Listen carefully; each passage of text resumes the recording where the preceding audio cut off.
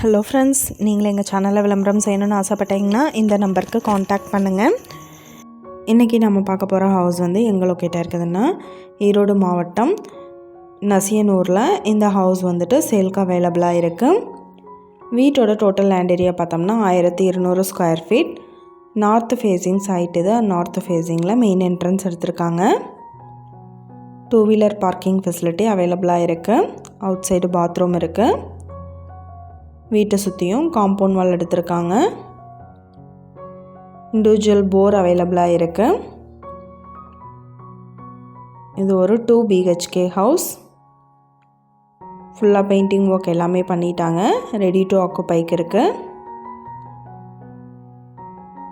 ஹாலில் பார்த்தோம்னா ஒரு சைடு வந்துட்டு டிசைனர் பெயிண்டிங் கொடுத்துருக்காங்க.